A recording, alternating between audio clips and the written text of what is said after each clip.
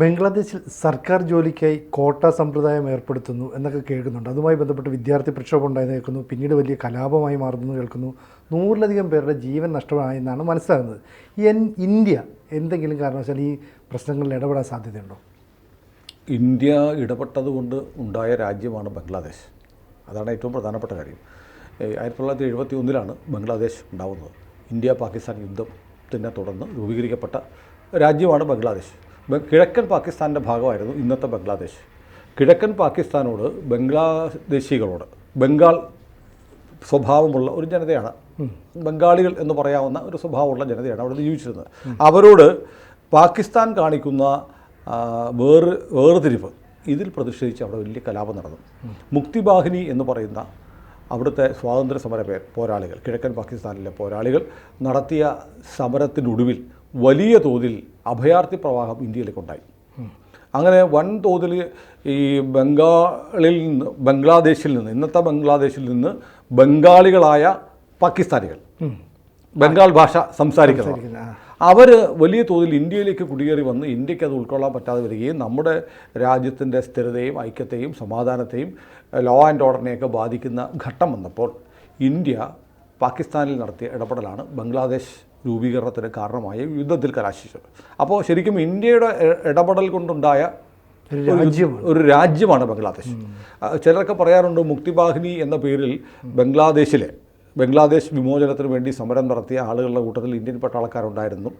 കള്ളിമുണ്ടും ബനീനും ധരിച്ച് അവരുടെ കൂടെ നമ്മുടെ സൈനികരും ചേർന്ന് ഒരു ഇന്ത്യൻ ഓപ്പറേഷൻ്റെ ഭാഗമായി പാകിസ്ഥാനെ വിഭജിക്കുക എന്ന ലക്ഷ്യത്തോടെ ഇന്ത്യൻ ആർമിയും ചേർന്നു എന്നുള്ള കഥകളൊക്കെ ഉണ്ട്. അതിൻ്റെ ഔദ്യോഗിക സ്ഥിരീകരണം അറിയില്ല. ചിലപ്പോൾ ആയിരിക്കാം, ചിലപ്പോൾ അല്ലായിരിക്കാം. രാജ്യ രഹസ്യവുമായി ബന്ധപ്പെട്ട സൈനിക ഓപ്പറേഷനുമായി ബന്ധപ്പെട്ട കാര്യങ്ങളൊന്നും നമുക്കറിയില്ല. ഇങ്ങനെ ഒരുപാട് കഥകളുണ്ട്. അപ്പോൾ ബംഗ്ലാദേശ് എന്ന് പറയുന്നത് ഇന്ത്യക്ക് വളരെ അടുപ്പമുള്ള, പാകിസ്ഥാനെ അപേക്ഷിച്ച് ഇന്ത്യയുമായി വളരെ നല്ല ബന്ധമുള്ള രാജ്യമാണ്. മാത്രമല്ല അവിടെ ഭൂരിപക്ഷം 90% മുസ്ലിങ്ങളാണ്, 8-9% ഹിന്ദുക്കളുള്ളത്, മറ്റു സമുദായക്കാരുള്ളത്. എന്നിരുന്നാലും പൊതുവിൽ പാകിസ്ഥാനിൽ നടക്കുന്നത് പോലെയുള്ള മതപീഡനമൊന്നും കാര്യമായി ബംഗ്ലാദേശിലില്ല. ബംഗ്ലാദേശ് ഒരു റിപ്പബ്ലിക്കാണ്. ഏതാണ്ട് ഇന്ത്യയുടെ ഭരണഘടന അതേപടി കോപ്പി അടിച്ചിരിക്കുന്ന ഒരു ഭരണഘടനയാണ് അവിടെ ഉള്ളത്. പാകിസ്ഥാനിൽ ഈ പറയുന്ന പോലെ നമ്മുടെ രാജ്യസഭ പോലെയുള്ള ഒരു ഉപരിസഭ ഇല്ല എന്നതൊഴിച്ചാൽ ഏതാണ്ട് ഡിറ്റോയാണ് ഇന്ത്യൻ ഭരണഘടനയുടെ ഏതാണ്ട് ഒരു ഡിറ്റോ പോലെയുള്ള ഭരണ സംവിധാനമാണ് ബംഗ്ലാദേശിലുള്ളത്. ബംഗ്ലാദേശ് ഏതാണ്ടൊരു അർത്ഥത്തിൽ വേണമെങ്കിൽ ഒരു മതേതര, മുസ്ലിം ഭൂരിപക്ഷമുള്ള ഒരു മതേതര രാജ്യമാണ് എന്ന് വേണമെങ്കിൽ പറയാം. അപ്പോൾ അതുകൊണ്ട് തന്നെ ഇന്ത്യക്ക് വലിയ ഒരു ടെൻഷൻ ബംഗ്ലാദേശ് ഇന്ത്യൻ അതിർത്തിയിലില്ല. അപ്പോൾ ബംഗ്ലാദേശിൽ സമാധാനം പുലരേണ്ടത് നമ്മുടെയും ആവശ്യമാണ്. കാരണം അവിടെ വലിയ കലാപങ്ങളൊക്കെ ഉണ്ടായാൽ ആളുകൾ അതിർത്തി ഭേദിച്ച് ഇന്ത്യയിലേക്ക് കടന്നു വരും. അപ്പോൾ അത് തടയാൻ വേണ്ടി നമ്മൾ ബംഗ്ലാദേശ് അതിർത്തിയിൽ ഇപ്പോൾ ഉള്ളതിനേക്കാൾ കൂടുതൽ സെക്യൂരിറ്റി ശക്തിപ്പെടുത്തേണ്ടി വരും. ഇങ്ങനെ കുറേ തലവേദനകൾ നമുക്കുണ്ട്. അപ്പോൾ അതുകൊണ്ട് ബംഗ്ലാദേശിൻ്റെ കാര്യത്തിൽ മാത്രമല്ല, ഷെയ്ഖ് ഹസീനയുമായിട്ട് നമുക്ക് വളരെ നല്ല ബന്ധമാണ്. മോദി അധികാരത്തിലേറി 3 ആഴ്ചക്കുള്ളിൽ 2 തവണ ഇന്ത്യയിൽ വന്നിട്ട് പോയി ഹസീന. മോദി സത്യപ്രതിജ്ഞ ചടങ്ങിൽ ഇന്ത്യയിൽ വന്നു. അതിനുശേഷം ഒരു 10 ദിവസം കഴിഞ്ഞ് വീണ്ടും വന്നു. അപ്പോൾ വളരെ കോടിയിലായിട്ടുള്ള ബന്ധം നമുക്ക് ബംഗ്ലാദേശുമായിട്ടുണ്ട്. അപ്പോൾ ബംഗ്ലാദേശിൽ ഇപ്പോൾ കലാപം ഈ വിദ്യാർത്ഥികൾക്ക് കോട്ട കൊടുക്കുന്നത് മാത്രമല്ല പ്രശ്നം, അത് അതിൻ്റെ ഒരു സിംപ്ലിഫൈഡ് മെത്തേഡാണ്. പക്ഷേ യഥാർത്ഥ പ്രശ്നം നമുക്ക് വായിക്കേണ്ടത് അങ്ങനെയാണ്. സംവരണ പ്രശ്നമാണ്. സംവരണം നമ്മുടെ നാട്ടിൽ നമ്മൾ ശീലിച്ചൊരു സംവരണമല്ല. ബംഗ്ലാദേശിൽ 56% സംവരണം ഉണ്ടായിരുന്നു. ഈ 56% സംവരണം അവർ ഡിഫൈൻ ചെയ്തിരിക്കുന്നത് നമ്മുടെ നാട്ടിലെ ജാതി വിഭാഗങ്ങൾക്ക് കൊടുക്കുന്ന സംവരണമല്ല. അതായത് അംഗവൈകല്യമുള്ള ആളുകൾക്ക് 1%, തദ്ദേശീയമായിട്ടുള്ള ചില പ്രത്യേക ജനതയുണ്ടല്ലോ, ആദിവാസികളെ പോലെയുള്ള അവർക്ക് 5%, വനിതകൾക്ക് 10%, പിന്നെ അവികസിത ജില്ലകളിൽ നിന്നുള്ളവർക്ക് 10%. ഇങ്ങനെയായിരുന്നു പൊതുവിലുള്ള ഒരു സംവരണം. പിന്നീട് ഇതിലൊക്കെ കൂടിയ ഒരു സംവരണം ബംഗ്ലാദേശിൽ വന്നു.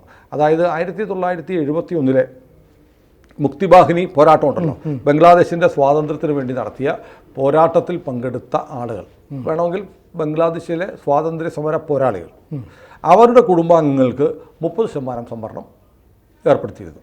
അപ്പോൾ അങ്ങനെ ബംഗ്ലാദേശിൽ ജനറൽ മെറിറ്റ് എന്ന് പറയുന്നത് 44% മാത്രമായിരുന്നു. ഇതിനെതിരെ ഒരു വലിയ സമരം ബംഗ്ലാദേശിൽ മുമ്പ് നടന്നു. വലിയ വിദ്യാർത്ഥി പ്രക്ഷോഭമൊക്കെ ഉണ്ടായപ്പോഴത്തേക്ക് ഹസീനയുടെ സർക്കാർ ഈ സംവരണ സ്ഥിതി സസ്പെൻഡ് ചെയ്തു. ഈ സംവരണം വേണ്ട എന്ന് വെച്ചു. പക്ഷേ ഇവരുടെ കുടുംബാംഗങ്ങൾ, ഈ സ്വാതന്ത്ര്യ സമരത്തിൽ പങ്കെടുത്ത ബംഗ്ലാദേശ് വിമോചന പോരാട്ടത്തിൽ പങ്കെടുത്തവരുടെ കുടുംബാംഗങ്ങൾ അവരുടെ 30% സംവരണം ഇല്ലാതായപ്പോൾ ഇത് സർക്കാർ ജോലിക്കും മറ്റുമാണ്. അവർ കോടതി പോയി. ബംഗ്ലാദേശ് ഹൈക്കോടതി 2024 ഈ വർഷം ജൂണിൽ ഇത് പുനഃസ്ഥാപിക്കാൻ പറഞ്ഞു. ഈ സംവരണ വ്യവസ്ഥ പുനഃസ്ഥാപിക്കാൻ പറഞ്ഞു. അപ്പോൾ തന്നെ അവിടെ കുറച്ച് പ്രശ്നങ്ങളൊക്കെ ഉണ്ടായിരുന്നു. അതിനെതിരെയുള്ള ആളുകൾ സുപ്രീം കോടതിയെ സമീപിച്ചു. പക്ഷേ ജൂലൈ 4-ാം തീയതി ഹൈക്കോടതിയുടെ ഉത്തരവ് ബംഗ്ലാദേശ് സുപ്രീം കോടതി ശരിവെച്ചു. അതായത് 30% അന്നത്തെ സ്വാതന്ത്ര്യ സമരത്തിൽ പങ്കെടുത്ത ആളുകൾക്ക് കോട്ട കൊടുക്കാനുള്ള, സംവരണം കൊടുക്കാനുള്ളത് ഉൾപ്പെടെയുള്ള അവരുടെ സംവരണ പാക്കേജ് പുനഃസ്ഥാപിച്ചു. ഹൈക്കോടതി വിധിയെ അംഗീകരിക്കുന്നു. അപ്പോൾ ഈ 44% മാത്രമേ ജനറൽ മെറിറ്റിലുള്ളൂ എന്നത് മറ്റുള്ള ആളുകളെ അസ്വസ്ഥരാക്കി. സ്വാഭാവികമാണ്, സംവരണത്തിനെതിരെ സംവരണം ഒരു തിരിപിടിപ്പിക്കുന്ന വിഷയമാണ്. അപ്പോൾ സ്വാതന്ത്ര്യ സമരത്തിൽ ഇപ്പോൾ നമ്മൾ ഈ വായിച്ച സംവരണത്തിൽ തന്നെ 30% എന്ന് വെച്ചാൽ ഒരു വളരെ ഉയർന്ന നിരക്കാണ്. അതെ, സ്ത്രീകൾക്ക് 10%, പിന്നെ അവികസിത ജില്ലകളിൽ നിന്നുള്ളവർക്ക് 10%, എല്ലാം കഴിഞ്ഞാൽ 30% സ്വാതന്ത്ര്യ സമരത്തിൽ പങ്കെടുത്തവർക്കാണ്. അപ്പോൾ ഒരുപക്ഷെ അത്രമാത്രം ഉണ്ടായിരിക്കാം അവരുടെ ബന്ധുക്കൾ. കാരണം ഒരു ദേശീയ കലാപമായിരുന്നു. ഏതാണ്ട് എല്ലാ വീട്ടിൽ നിന്നും ഒരാളെങ്കിലും അതിൽ പങ്കെടുത്തു എന്ന തരത്തിലുള്ള സമരമാണ് അക്കാലത്ത് നടന്നത്. മുഴുവൻ ബംഗാളികളും പങ്കെടുത്തൊരു സമരമായിരുന്നു. ഏതായാലും ഇത് സമരം തുടങ്ങി. അതേ തുടർന്നാണ് സുപ്രീം കോടതിയും കൂടി ഇത് ശരിവെച്ചതിനെ തുടർന്നാണ് ഈ വിദ്യാർത്ഥി കലാപം ഇപ്പോൾ ആരംഭിച്ചിരിക്കുന്നത്. അതിനിടയ്ക്ക് സുപ്രീം കോടതി അടുത്ത ഓഗസ്റ്റ് 4 വരെ ഇത് വിധി സ്റ്റേ ചെയ്തുകൊണ്ട് ഒരു സ്റ്റാറ്റസ് കോ പ്രഖ്യാപിച്ചിട്ടുണ്ട്. ഇപ്പോൾ ഈ വിധി തൽക്കാലം നടപ്പാക്കുന്നില്ല. ഈ മാസം ഓഗസ്റ്റ് വരെ അത് നിലവിലുള്ള സ്ഥിതി തുടരുമെന്ന് സുപ്രീം കോടതി പറഞ്ഞിട്ടും കലാപം തുടരുകയാണ്. ഇപ്പോൾ 105 വിദ്യാർത്ഥികളാണ് കൊല്ലപ്പെട്ടത്. സൈന്യം ഇറങ്ങിയിട്ടുണ്ട്. ഹസീന സർക്കാർ സൈന്യത്തെ വിളിച്ചിട്ടുണ്ട്. അവിടെ വലിയ തോതിൽ റയട്ടെന്ന് പറഞ്ഞ വലിയ കലാപമാണ്. ഇന്നലെ ബംഗ്ലാദേശ് ടെലിവിഷൻ BTV ആസ്ഥാനം പ്രക്ഷോഭകാരികൾ തീയിട്ടു. നാഷണൽ ടെലിവിഷൻ സംപ്രേഷണം നിന്നു. ഇൻ്റർനെറ്റ് ബ്ലോക്കാണ്. മൊബൈൽ നെറ്റ്വർക്ക് വർക്ക് ചെയ്യുന്നില്ല. അങ്ങനെ വലിയ ഒരു ഇൻസർജൻസി, അടിയന്തരാവസ്ഥ, ഗുരുതരാവസ്ഥ ഇപ്പോൾ ബംഗ്ലാദേശിലുണ്ട്. പോലീസിനെ അറ്റാക്ക് ചെയ്യുക. അപ്പോൾ ഇത് നമ്മൾ നോക്കേണ്ടത്, ബംഗ്ലാദേശിൽ ഈ കലാപത്തെ 2 പ്രധാനപ്പെട്ട ശക്തികൾ പിന്തുണയ്ക്കുന്നുണ്ട്. ഒന്ന് BNL എന്ന് പറയുന്ന ബംഗ്ലാദേശ് നാഷണൽ പാർട്ടി, BNL പ്രധാന പ്രതിപക്ഷമാണ്. പിന്നെ ജമാഅത്ത് എന്ന് പറയുന്ന ഒരു സംഘടനയുണ്ട്. ഈ ജമാഅത്തുകാർ ഈ ബംഗ്ലാദേശ് വിമോചന സമരത്തിന് എതിരെ നിന്നവരാണെന്ന് പറയപ്പെടുന്നത്. അവരെ ഈ ബംഗ്ലാദേശ് രൂപീകരണത്തിന് ശേഷം പാകിസ്ഥാനായി തന്നെ തുടരണം എന്ന് പറഞ്ഞ, പാകിസ്ഥാനിൽ നിന്ന് പിരിഞ്ഞു പോകരുത് എന്നുള്ള ആശയമൊക്കെ ഉയർത്തിയവരാണെന്നാണ് എൻ്റെ അറിവ്, ഞാൻ കേട്ടിട്ടുള്ളത്. അവരെ ഈ ബംഗ്ലാദേശിൻ്റെ മോചനത്തിന് ശേഷം നിരോധിക്കുകയും ഇപ്പോഴും നിരോധിക്കപ്പെട്ട സംഘടനയാണ്. അവരെ ഒരുപാട് കാലം പ്രവർത്തകരൊക്കെ നേതാക്കന്മാരൊക്കെ ജയിലിൽ കഴിഞ്ഞത്. ഈ ജമാഅത്തിൻ്റെ ഘടകങ്ങൾ ഇപ്പോഴും വിദ്യാർത്ഥികൾക്കിടയിൽ ഈ തീവ്രവാദ സ്വഭാവമുള്ള പാകിസ്ഥാൻ അനുകൂലമായ ഈ ഗ്രൂപ്പിന് വലിയ സ്വാധീനമുണ്ട്. ബംഗ്ലാദേശിൻ്റെ ഒരു പ്രത്യേകത പറയുമ്പോൾ നമ്മൾ ജമാഅത്തെ ഇസ്ലാമി എന്നുള്ള മൗദൂദിയുടെ സംഘടനയുണ്ടല്ലോ, നമ്മുടെ ഇന്ത്യയിലൊക്കെ പ്രവർത്തിക്കുന്നത്. ബംഗ്ലാദേശിൽ ഹസീന സർക്കാർ ജമാഅത്തെ ഇസ്ലാമിയെ നിരോധിച്ചിരിക്കുക. ചിന്തിക്കാൻ പറ്റുമോ? നിരോധനമാണ്. അപ്പോൾ ഈ ജമാഅത്തെ ഇസ്ലാമിയോടും ജമാഅത്തിനോടും അനുഭാവമുള്ളവരാണ് Bangladesh national party, BNL, BNP. അപ്പോൾ ഇവർ ഹസീനയ്ക്കെതിരാണ്. അവരുടെ ആവശ്യം ബംഗ്ലാദേശിനെ സമ്പൂർണ്ണമായി പാകിസ്ഥാനെ പോലെ ഒരു ഇസ്ലാമിക രാജ്യമാക്കി മാറ്റണം എന്നാവശ്യപ്പെടുന്ന ആളുകൾ ഇതിന് പിന്നിലുണ്ട്. അപ്പോൾ ഹസീനയെ അട്ടിമറിക്കുക, ബംഗ്ലാദേശിൽ മറ്റൊരു ഇസ്ലാമിക ഭരണം വരുത്തുക എന്നുള്ള ശരീഅത്ത് പ്രകാരമുള്ള ഭരണഘടന നിലവിൽ വരുന്ന ഒരു രാജ്യമായി ബംഗ്ലാദേശിനെ മാറ്റണമെന്നുള്ള ആവശ്യമുള്ള ശക്തികൾ ഇതിന് ഫ്യൂൽ ചെയ്യുന്നുണ്ട്. ബംഗാളിൻ്റെയും അങ്ങനെ ഇന്ത്യയുടെ ചില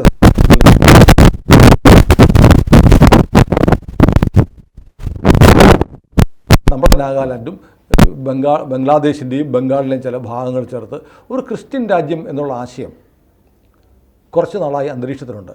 ഹസീന തന്നെ ഒരു 2 മാസം മുമ്പ് പരസ്യമായി പറഞ്ഞു, നമ്മുടെ ഈ സാമ്പത്തിക സ്ഥിതിക്കും ഇവിടുത്തെ പ്രശ്നങ്ങൾക്കുള്ള കാരണം ഒരു വെള്ളക്കാരൻ എന്നെ വന്ന് കണ്ടിട്ട് ഈ Myanmar, India, Bangladesh national party എന്ന് പറയുന്ന പാകിസ്ഥാൻ അനുകൂല പാർട്ടിയാണ്. ജമാഅത്ത് എന്ന് പറയുന്ന ജമാഅത്ത് എന്ന് പറയുന്ന ഈ നിരോധിക്കപ്പെട്ട സംഘടനയാണ് ഇവർക്ക് ഊർജ്ജം പകരുന്നത്. ഇവർക്ക് 2 പേർക്കും ശക്തി പകരുന്നത് പാകിസ്ഥാൻ്റെ ISI ആണ്. അപ്പോൾ പാകിസ്ഥാൻ ചാര സംഘടനയാണ് ഇപ്പോൾ നടക്കുന്ന പ്രക്ഷോഭത്തിന് പരോക്ഷമായ പിന്തുണ കൊടുത്ത് അതിന് ആയുധവും ഊർജ്ജവും കൊടുക്കുന്നത്, കലാപത്തിന് കൂട്ടിക്കൊണ്ടിരിക്കുന്നത്. കാരണം എങ്ങനെയും ഹസീനയെ മറിച്ചിടുക, ഇന്ത്യ അനുഭാവമുള്ള ഒരു സർക്കാർ അത് മുന്നോട്ട് പോകരുത്, പകരം പുതിയൊരു സർക്കാർ ഉണ്ടാക്കുക. പാകിസ്ഥാൻ്റെ പൂർണ്ണ വരുതിക്ക് നിൽക്കുന്ന ഒരു സർക്കാർ ബംഗ്ലാദേശിൽ ഉണ്ടാക്കാനുള്ള ശ്രമമാണ് ഇപ്പോൾ നടക്കുന്ന സമരത്തിന് പേരിലുള്ളത്. അപ്പോൾ ഈ വിദ്യാർത്ഥികളെ കരുവാക്കി വിദ്യാർത്ഥികളുടെ സംവരണ വിഷയം ഏറ്റെടുത്ത് അതിനെ ഒരു പാകിസ്ഥാൻ അനുകൂല രാഷ്ട്രീയ കാലാവസ്ഥ ഉണ്ടാക്കിയെടുക്കുക എന്നുള്ളതാണ്. ഇത് ഇന്ത്യയെ സംബന്ധിച്ചുള്ള വളരെ നിർണായകമാണ്. കാരണം ബംഗ്ലാദേശ് ഇന്ത്യക്ക് വളരെ അനുകൂലമായി നിൽക്കുന്ന ഒരു രാജ്യം, സുഹൃത്ത് രാജ്യം എന്ന നിലയിൽ ബംഗ്ലാദേശിൻ്റെ നിയന്ത്രണം പാകിസ്ഥാനിൽ കിട്ടുക എന്ന് പറഞ്ഞാൽ ഇന്ത്യക്ക് ഒരുപാട് ടെറിട്ടോറിയലായിട്ട് ഒരുപാട് ബുദ്ധിമുട്ടുകൾ ഉണ്ടാകുന്ന കാര്യമാണ്. അതുകൊണ്ട് തന്നെ ഇന്ത്യക്ക് പൊളിറ്റിക്കൽ ഇൻട്രസ്റ്റുകൾ ബംഗ്ലാദേശിലുണ്ട്. അപ്പോൾ അതുകൊണ്ട് ഇപ്പോൾ തന്നെ ബംഗ്ലാദേശ് സർക്കാർ ഒഫീഷ്യലി ഷെയ്ഖ് ഹസീന ഇന്ത്യ ഗവൺമെൻറ്റിൻ്റെ പിന്തുണ തേടിയിട്ടുണ്ട്. ഇന്ത്യ വളരെ കീനായിട്ട് ഇത് നിരീക്ഷിച്ച് വരികയാണ് ബംഗ്ലാദേശിൽ എന്താണ് നടക്കുന്നുള്ളത്. നമുക്ക് നോക്കിയേ പറ്റുള്ളൂ. കാരണം അഭയാർത്ഥി പ്രവാഹം ഉണ്ടായാൽ നമുക്ക് സഹിക്കാൻ പറ്റില്ല.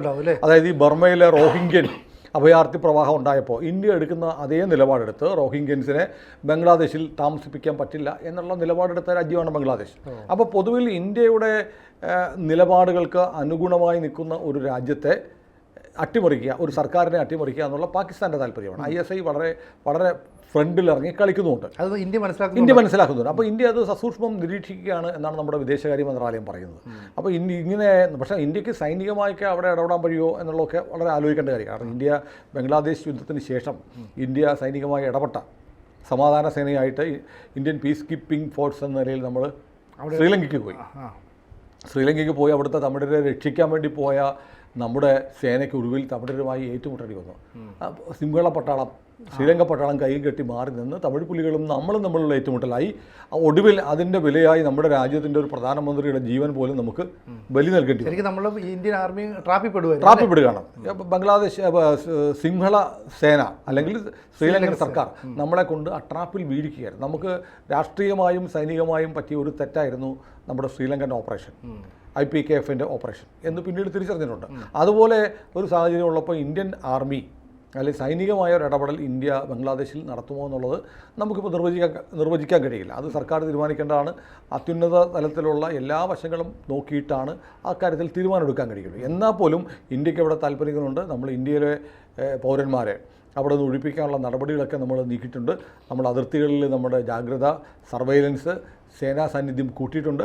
ഏതായാലും ബംഗ്ലാദേശിൻ്റെ കാര്യത്തിൽ ഇന്ത്യക്ക് വലിയ താല്പര്യങ്ങളുണ്ട്. ആ താല്പര്യം എങ്ങനെയാണ് നരേന്ദ്രമോദി സർക്കാർ കൈകാര്യം ചെയ്യാൻ പോകുന്നത്, പ്രകടിപ്പിക്കാൻ പോകുന്നതെന്ന് വരും ദിവസങ്ങളിൽ അറിയാം. ഏതായാലും ബംഗ്ലാദേശിൽ നടക്കുന്നത് നമുക്ക് അംഗീകരിക്കാൻ പറ്റാത്ത വിദ്യാർത്ഥികളെ കരുവാക്കി രാജ്യത്തെ സർക്കാരിനെ അട്ടിമറിക്കാനുള്ള ഒരു നീക്കമാണ്. നമ്മുടെ ഇന്ത്യയിൽ ഇതിൻ്റെയൊക്കെ ഒരു മിനിയേച്ചർ നടക്കുന്നുണ്ട്.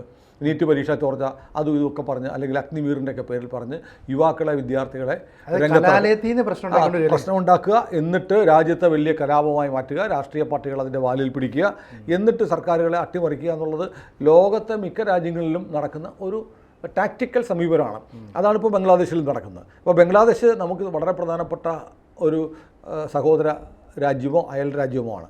അപ്പോൾ അവിടുത്തെ താല്പര്യങ്ങൾ ഇന്ത്യക്ക് വലുതാണ്, വലിയ വലിപ്പമുള്ള താല്പര്യങ്ങൾ ഇന്ത്യക്കുണ്ട്. അപ്പോൾ അതിനനുസരിച്ചുള്ള നടപടികൾ നമ്മുടെ സർക്കാരിൻ്റെ ഭാഗത്ത് ഉണ്ടാകുമായിരിക്കാം. ഏതായാലും ബംഗ്ലാദേശിലെ കലാപം പിടിവിട്ട് പോവുകയാണ്. അത് അവിടുത്തെ സർക്കാർ പട്ടാളത്തെ ഇറക്കിയിട്ടുണ്ട്. എന്നിട്ടും ഒതുക്കാൻ കഴിയുന്നില്ല എങ്കിൽ അതിൻ്റെ പിന്നിലുള്ള ശക്തി പാകിസ്ഥാനാണ്, ISI ആണ് എന്ന് ഉറപ്പിക്കുന്നതിൽ 2 തവണ ആലോചിക്കേണ്ട കാര്യമില്ല. കൂടുതൽ വാർത്തകളും വിശേഷങ്ങളും നിങ്ങളിലേക്ക് എത്താൻ ABC മലയാളം സബ്സ്ക്രൈബ് ചെയ്യുക, ബെൽ ബട്ടണും അമർത്തുക.